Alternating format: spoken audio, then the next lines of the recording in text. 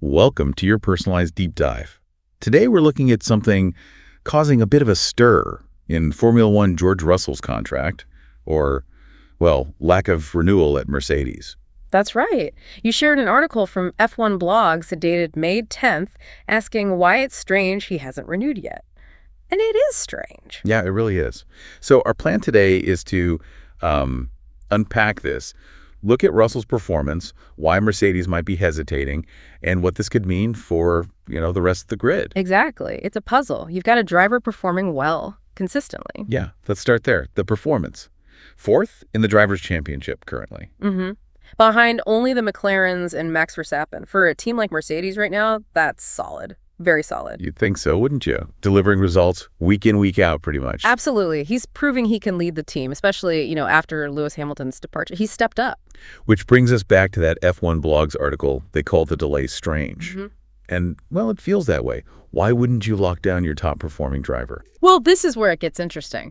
The suggestion, kind of the elephant in the room, is Max Verstappen. Ah, right. The idea that Mercedes is maybe keeping a seat warm, just in case. Potentially, yeah.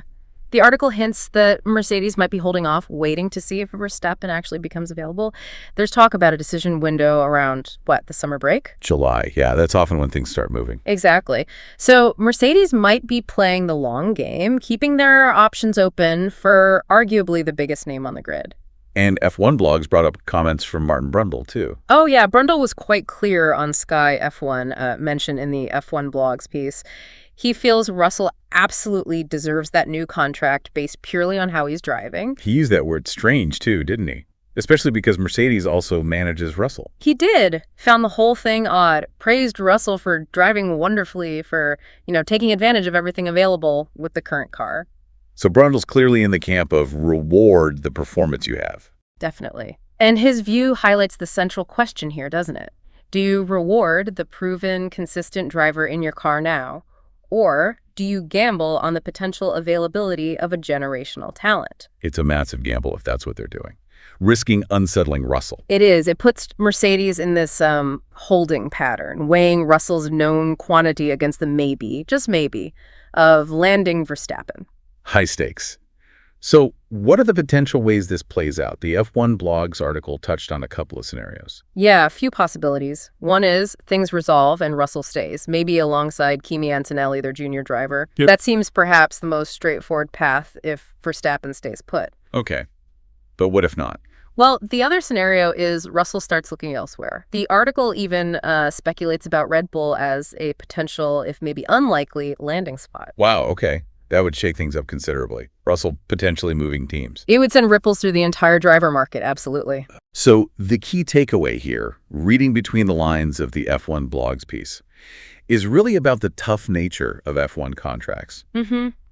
Even being the lead driver, performing strongly, it doesn't always guarantee your seat if, shall we say, bigger fish might be available. Russell's doing his job, but his future seems tied to Verstappen's decision, at least in the short term. It's quite the predicament. It really is. So for you, following F1 closely, this situation perfectly highlights that intense pressure cooker. Performance matters, of course, but so does timing, opportunity, and, potential superstar availability. Mercedes' approach here, whether it's strategic waiting or just hesitation, definitely creates uncertainty. Not just for Russell, but it opens up all sorts of intriguing what-ifs for the grid next year. It certainly does. And it leaves us with a big question to ponder as the season goes on, especially heading towards that summer break. Yeah. How much weight should a team give to current performance versus chasing that potentially transformative but uncertain star signing? It's a classic F1 dilemma. Absolutely. Something to keep a very close eye on. Thanks for diving deep with us on this one.